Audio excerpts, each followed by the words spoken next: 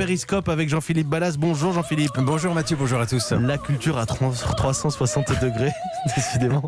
J'ai bien choisi cette phrase que je n'arrive jamais à dire. Ce matin, nous partons pour l'Opéra Garnier avec la Traviata de Verdi et l'une des plus belles voix au monde, celle de Preeti Yende. Elle est sud-africaine et vous nous dites que sa vie est un conte de fées. Oui, et c'est un conte qui va commencer avec cette mélodie. Écoutez. Alors tout de suite, blind test dans les voitures, c'est quoi C'est la chanson de la pub là. Une voiture, C'est les pêcheurs de perles, non? C'est le duo des fleurs Lakmé. Alors c'est pas Verdi, c'est Léo Delibes.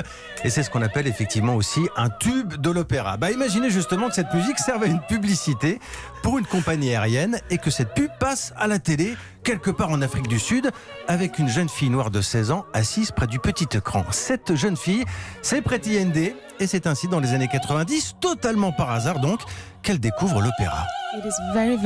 Absolument, c'est vrai. Quelque chose s'est passé ce jour-là. Quelque chose qui m'a touché profondément.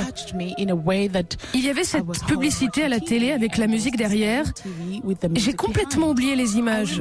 Mais la musique a marqué mon esprit. C'était ce pouvoir incroyable, le pouvoir de la voix.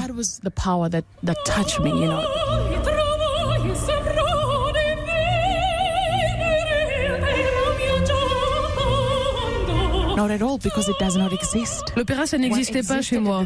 À l'époque, la vie dans mon village, c'était ma famille et mon école où il n'y avait pas de piano, où la musique n'était pas un sujet.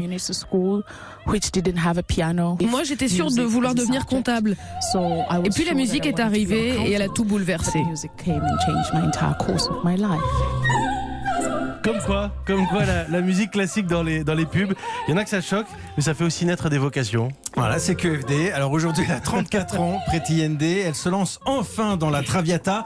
Et là, les amis, vous pouvez oublier tous les poncifs à propos de l'opéra. Parce que l'action se déroule de nos jours. C'est une mise en scène avec des écrans, des smartphones, des réseaux sociaux. Oui. La Violetta de Preeti Yende, elle est ultra connectée. Ça ouvre un peu les portes de l'opéra. Et justement, on en avait parlé quand je l'avais rencontrée. Ça lui plaît, cette idée d'ouverture à Preeti Yende. Je dirais que l'opéra n'est pas réservé à une certaine classe, à certaines personnes. La musique, c'est pour toute l'humanité. Regardez-moi, ça m'a fait quitter l'Afrique.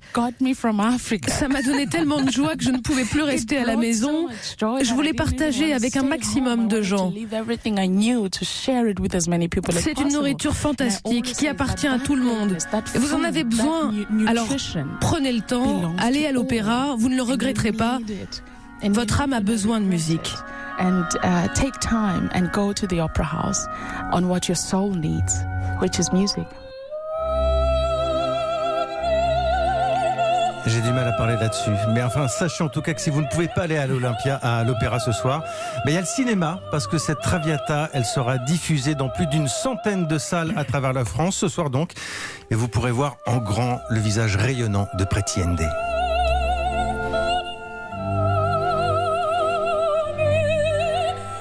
Merci Jean-Philippe Ballas. Un peu de musique classique aussi. Voilà, c'est toutes les cultures Périscope.